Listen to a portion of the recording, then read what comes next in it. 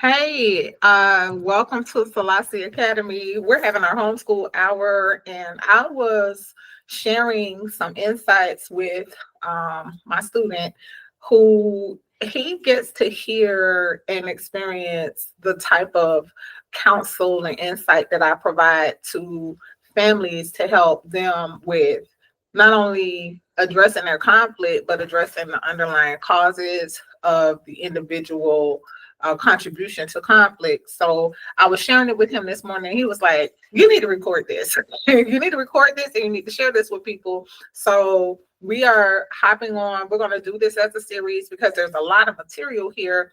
But I'm also going to be sharing this resource as a download that you can click wherever I have this content posted. You can access this content because this is how I'm schooling tomorrow's leader. So we're going to start back from, we're going to start at the first one. Now, for full disclosure, the source of this content is James Allen, As a Man Thinketh. It is literally outside of the Bible, my favorite book, my absolute favorite. And you can listen to it for free on YouTube. This book and the insights and the legal principles literally changed my outlook on life, changed my attitude, changed how I was showing up in my family. And that's why I went ahead and created this resource. And my son was like really appreciating what it reveals about all of us. So we're going to start with this first illustration because according to the biblical law and the way that it's taught by James Allen and As a Man Thinks, is that your thoughts lead to your habits, which create your circumstances. So when you want to change your circumstances, first you need to identify your circumstances and understand the habits that created the circumstances so that you can have an honest confrontation with yourself about the thoughts that created your habits. Here, if you are living in a state of being destitute or having disease, these conditions come from the extreme of poverty or lack, or the extreme of overindulgence. They could come. This circumstance can come from one of two extremes that are really not healthy extremes. And what creates disease, it can be not having enough of something good that you need, or having too much of something that you enjoy. And for me, the most powerful example of that is uh, food, because I come from a family that has been devastated by overeating and disease that has come from overeating. And the habits here in the middle column are drunkenness and sensuality. Sensuality is pleasure seeking. It is always seeking to be satisfied. So we were talking about the dopamine hit, right? We were talking about like drunkenness isn't just drinking too much. Drunkenness is also the state of eating too much. We don't always connect the behaviors. We just think, oh well, I don't drink. But you may not be a drinker, but you might be constantly seeking pleasure. And we talked about ways that people seek pleasure. We seek pleasure in food, we seek pleasure in drugs and alcohol, we seek pleasure in sex, we seek pleasure in gaming, we seek pleasure even in being on social media, whether it's YouTube, Facebook, or Instagram. Too much of it, according to this law, creates destitution and disease. And even if you think about like social media, right? Disease could be disease of your thinking. It could be disease of like you actually develop like uh fears of being around people. We see that, right? For people who are always by themselves online, it creates like mental illness. and then the algorithm keeps giving you content that's confirming and making you believe that what you're thinking is true. And what it's pointing to, what according to James Allen's teaching, the source of your habit is lustful and pleasure seeking thoughts.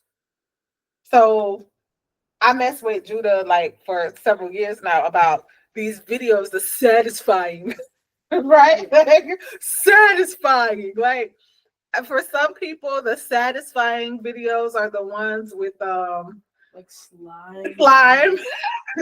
Or like just crushing stuff.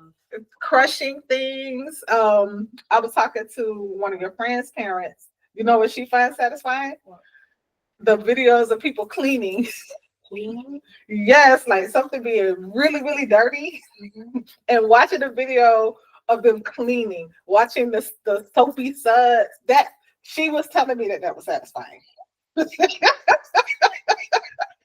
Satisfying thoughts of wanting to be satisfied, thoughts of wanting to feel good lead to the habits of drunkenness and seeking dopamine hits, pleasure. And those habits lead to the circumstances of not having enough and disease. You want to add anything to that? Am I missing anything from the first time we talked about this morning? No, I don't think so. So that's the first set of thoughts, habits, and circumstances that James Allen mentioned in his book. So let's now look at the second one. Boom. You said boom? Yeah. So the second one is distracting. If you find that your circumstances are distracting, I've been meeting more and more people who are self-proclaimed, I have ADHD. Like, a lot of people say they have ADHD. Isn't there a character in Dog Man? It's a robot though. The robot is called ADHD. So ADHD is becoming more and more of just a normal way of living and being.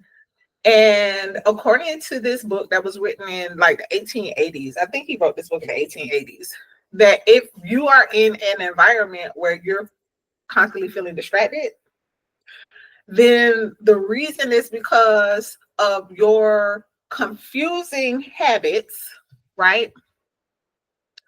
Your confusing habits have created your distractibility. Mm-hmm. And the confusing habits are your inconsistent habits. So you'll find yourself doing the right thing 1 minute and then doing something bad the next minute. You'll find yourself practicing good behavior 1 minute, and then when the opportunity arises, you're doing something you shouldn't be doing. And then you probably don't want anybody to know that you're doing, right? So the inconsistency of your habits creates your distracting circumstances. What do you think about that?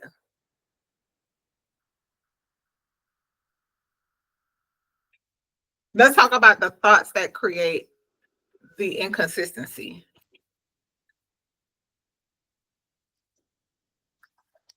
The thoughts that create your inconsistency are impure thoughts. Yeah. Impure thoughts are thoughts of pleasure.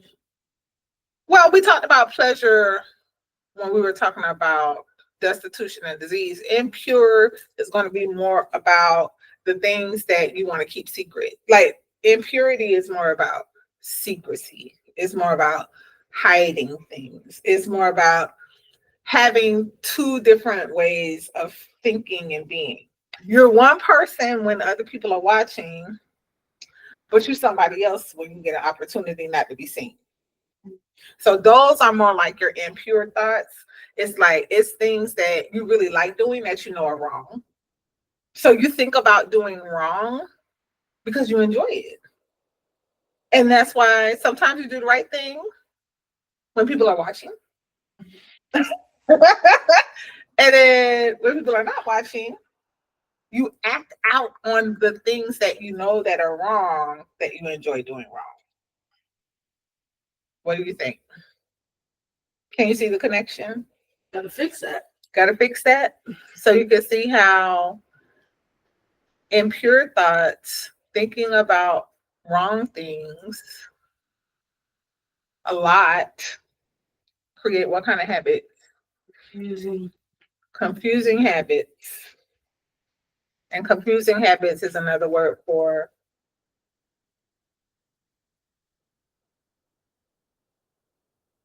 what's another word for confusing?